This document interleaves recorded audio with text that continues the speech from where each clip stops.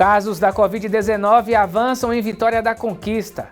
Violência contra crianças e adolescentes cresce na pandemia. Secretaria-Geral de Cursos esclarece sobre os processos seletivos da UESB. E mais, conheça a pesquisa da UESB com Criogés, que pode baratear os custos da fabricação de medicamentos e cosméticos. Segunda-feira, 24 de agosto, o UESB Notícias está começando.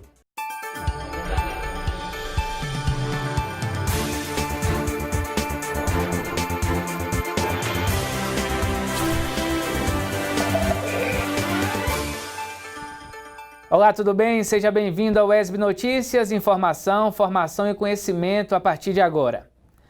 Você sabia que hoje é comemorado o Dia da Infância? Pois é, ao contrário do que muitas pessoas possam imaginar, o Dia da Infância não tem relação nenhuma com o Dia das Crianças, comemorado em 12 de outubro.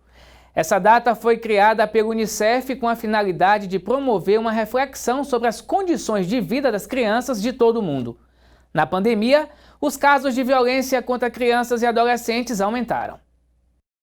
Essa semana mesmo a gente fez uma operação, a Queime Luminosidade, onde prendemos 2 autores de violência sexual contra criança e adolescente. Foi feito através de denúncia. O primeiro caso foi o próprio pai da criança que denunciou o agressor, que seria um tio da criança. No segundo caso foi a própria mãe que surpreendeu a sua filha sendo abusada sexualmente pelo padrasto, e foram feitos através de denúncias. A frase da delegada da criança e adolescente de Vitória da Conquista assusta e expõe os graves problemas enfrentados por essa parcela da sociedade. Segundo dados do Ministério da Mulher, da Família e dos Direitos Humanos, o Disque 100 recebeu 13.400 denúncias de abuso sexual a menores em 2018 e 15.333 no ano de 2019. Isso significa dizer que houve um aumento de 14%, ou que a cada meia hora o governo federal recebe uma denúncia.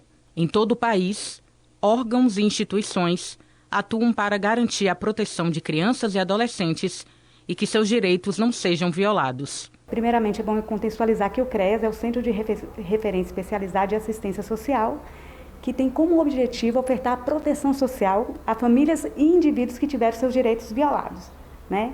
Então, no âmbito da política de assistência social, nós ofertamos um serviço que chama-se PAEF, que é um serviço de proteção de atendimento especializado a famílias e indivíduos.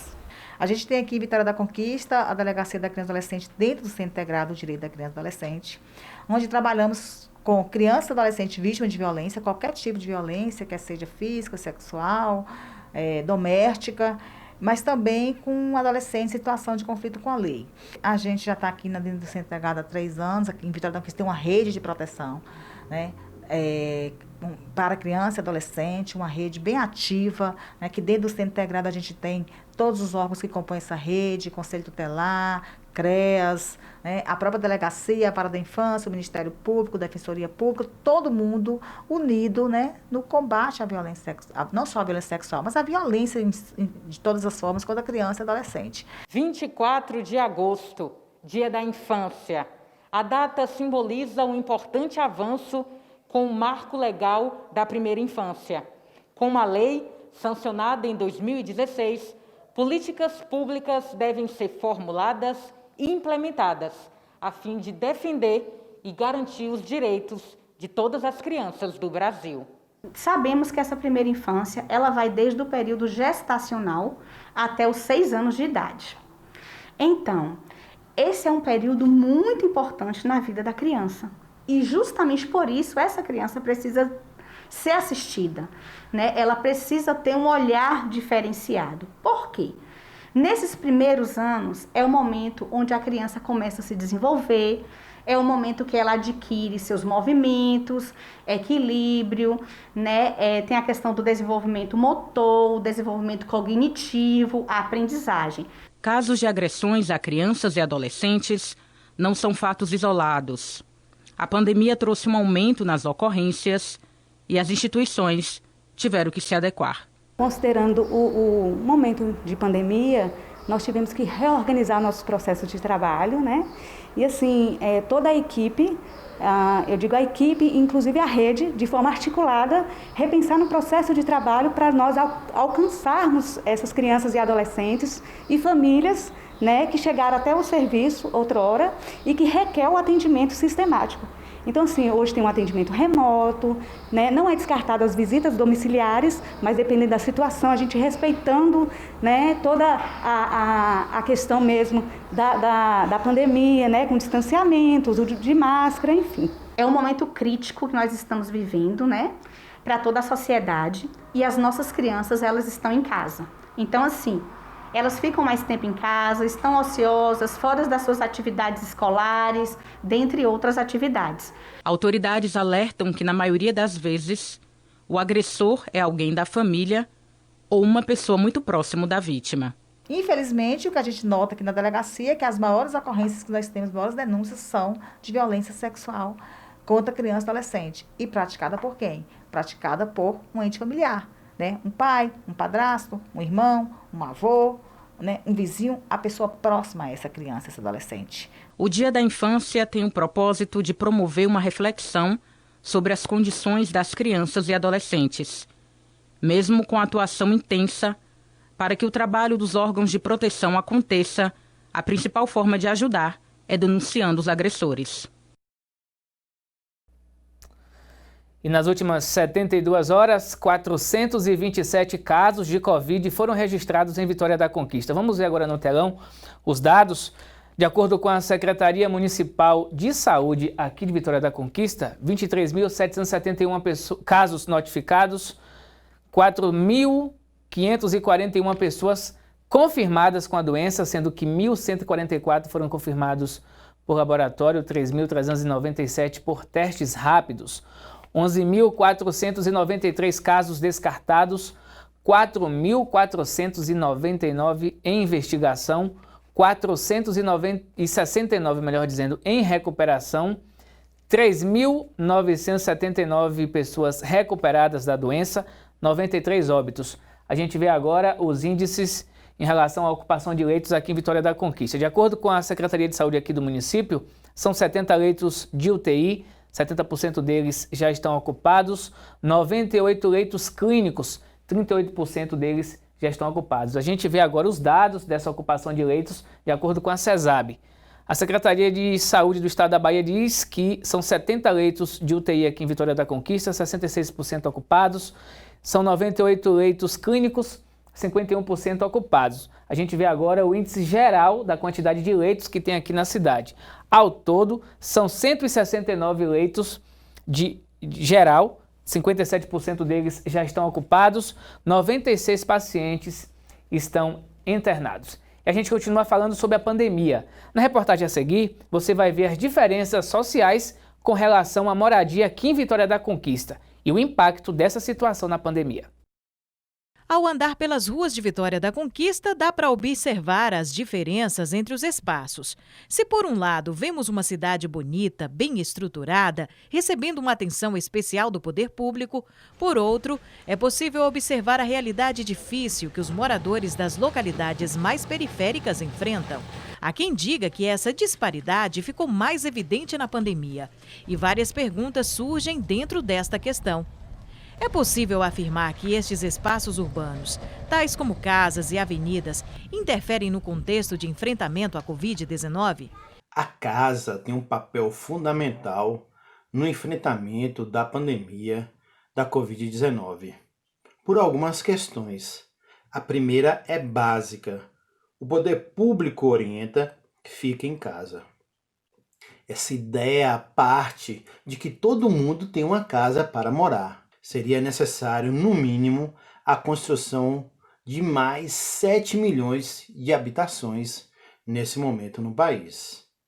A outra orientação também é básica: lavar as mãos. O que dificulta muito no nosso país quando 30 milhões de pessoas não têm acesso à água potável. 5 milhões de pessoas não têm acesso a um banheiro. Portanto, casa e infraestrutura são direitos fundamentais enquanto políticas públicas. Mas a rua também, a avenida também, tem um papel fundamental no enfrentamento da pandemia.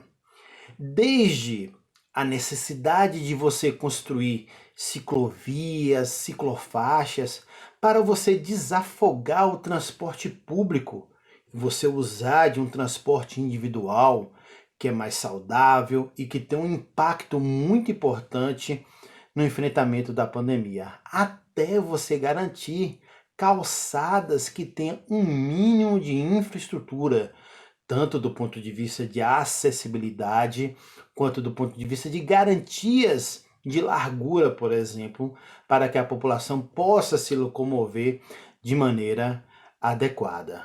As avenidas Olívia Flores e J. Pedral, na zona leste da cidade, vêm ganhando uma atenção especial. No local concentram-se grandes casas e condomínios de alto padrão. Isso facilita ou dificulta o que conhecemos como distanciamento com intervenção urbana? Pobre do lado do pobre e rico do lado do rico. Por isso que quando eu tenho uma série de investimentos no lado leste da cidade, sobretudo no bairro Candeias, e não tenho a mesma quantidade de investimento em outros bairros periféricos, como o bairro Brasil, Patagônia, o próprio Campinhos, você vai ter uma dificuldade muito grande de garantir uma cidade justa e democrática para todos e todas. O bairro Candeias, por exemplo, é conhecido como de classe média. Então, como explicar os altos índices da Covid-19? Ainda é um pouco prematuro analisar por que o bairro Candeias lidera a quantidade de casos em Vitória da Conquista. Duas situações. A primeira é que o bairro Candeias tem uma população com um poder aquisitivo maior. Possivelmente essa população tenha se deslocado mais durante a pandemia, não só na cidade, mas para outras cidades, inclusive não garantindo o isolamento social. A outra questão, quando se fala assim que é um bairro que tem uma alta escolaridade, no entanto, a alta escolaridade não quer dizer um nível de conhecimento mais aprofundado da pandemia. Porque tem muita gente no Brasil, e aqui Vitória da Conquista não é diferente, que nega a gravidade dessa pandemia. E a partir do momento que você nega, você não vai garantir distanciamento social, você não vai garantir isolamento social, você não vai fazer o uso da máscara, achando que é simplesmente uma gripezinha. Agora chegou a hora da previsão do tempo, muito frio nos próximos dias. Vamos ver como é que fica o tempo e a temperatura para a Vitória da Conquista e região.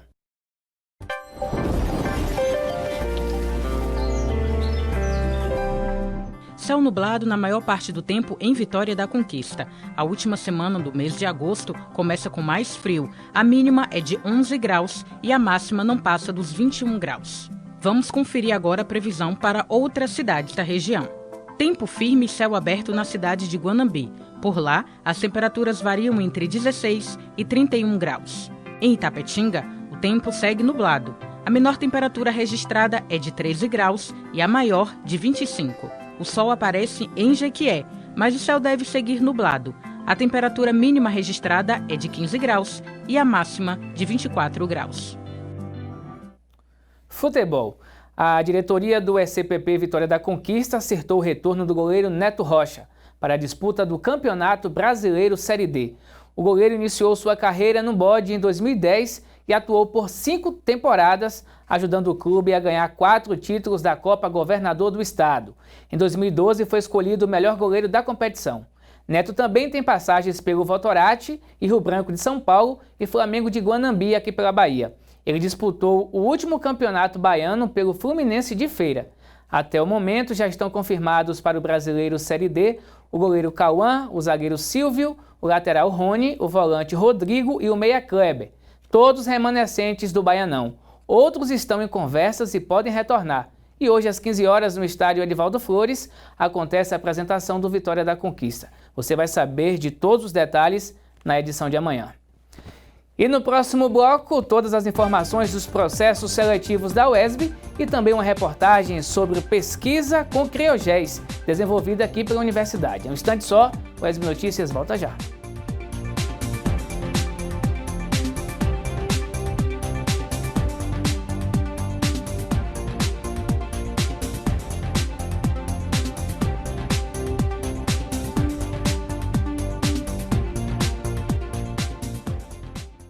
Eleitores de todo o país vão às urnas escolher prefeitos e vereadores. Mas você sabe o que um prefeito faz? O prefeito é o chefe do executivo municipal. Isso quer dizer que ele chefia a administração da cidade. Cabe a ele elaborar políticas municipais de saúde, educação, habitação. Além disso, o prefeito deve sancionar ou vetar os projetos de lei aprovados pelo legislativo da cidade. A eleição para prefeito segue a mesma lógica da escolha de governadores e do presidente da República. Votação majoritária. Em municípios com mais de 200 mil eleitores, a escolha pode ser feita em 2 turnos caso um candidato não alcance mais da metade dos votos válidos no primeiro turno. Nas demais cidades, quem vencer o primeiro turno, independentemente da quantidade de votos, é o eleito.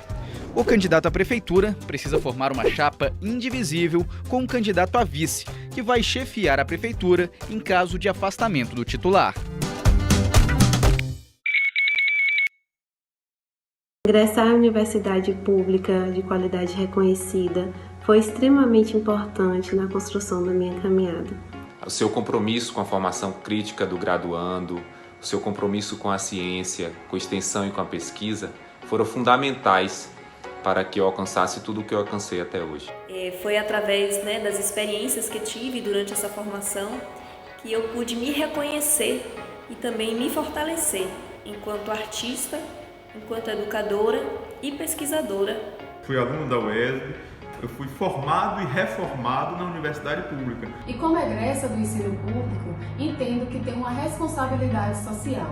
Essa relação universidade-comunidade sempre foi muito forte. Gratidão, família UESB, parabéns pelos seus 40 anos de existência. UESB, 40 anos, conhecimento para uma vida plena.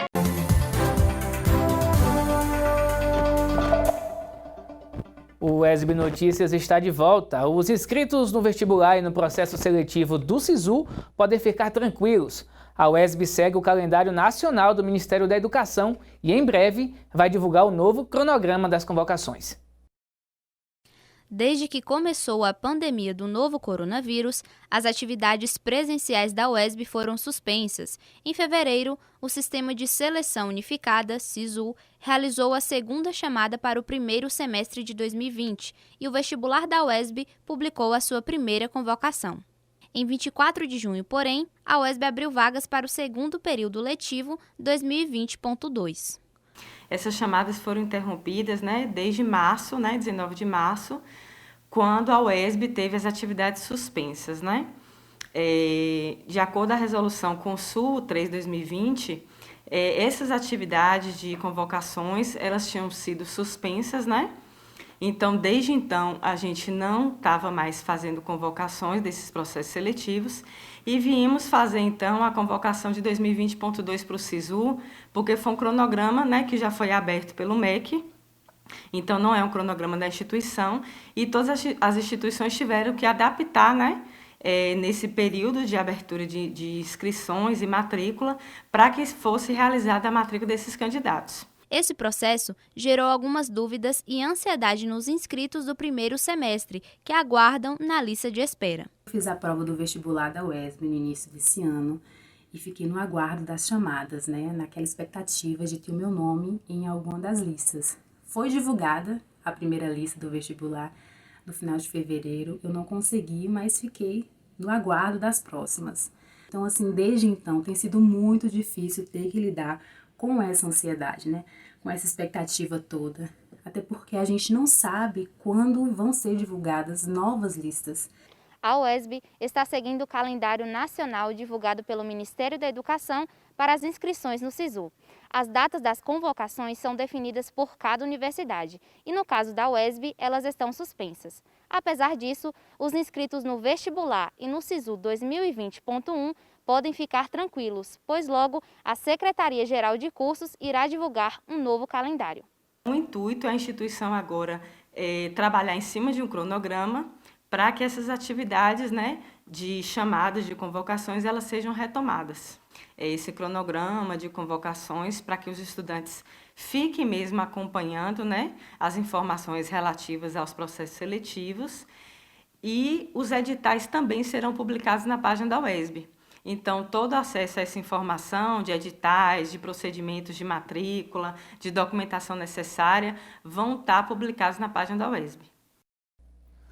Você já teve a curiosidade de saber por que no Brasil alguns medicamentos ou cosméticos custam tão caro?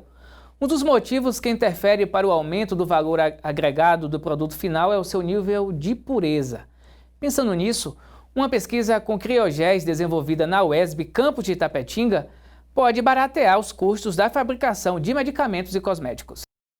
Nos laboratórios da Universidade Estadual do Sudoeste da Bahia, muitas pesquisas são desenvolvidas. Entre elas, o estudo do criogel. Estes são materiais poliméricos que podem ser utilizados como matrizes cromatográficas, ou seja, no processo de separação e identificação de componentes de uma determinada mistura. Aqui, professor e aluna trabalham arduamente nesta técnica inovadora que pode, inclusive, baratear a fabricação de medicamentos e cosméticos no país. Uma das possibilidades dessa pesquisa é que o próprio país possa produzir essas próprias matrizes, e a gente vai conversar mais a respeito do assunto com o professor que vai explicar para a gente qual é a importância do Brasil ele ter a possibilidade de estar produzindo essas próprias matrizes de purificação, professor. Olá, Cristiane. É exatamente isso, tá?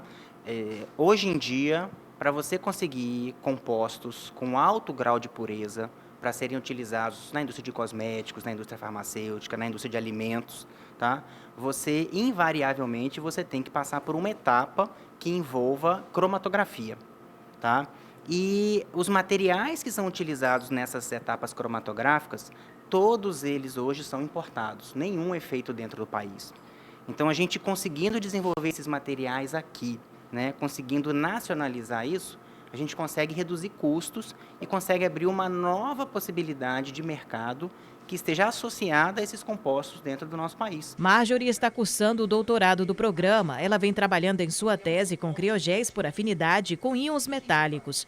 O objetivo principal é purificar a bromelina, que é uma enzima extraída do abacaxi com diversas propriedades importantes, utilizadas no amaciamento de carnes e em atividades analgésicas. Ela tem várias propriedades, né?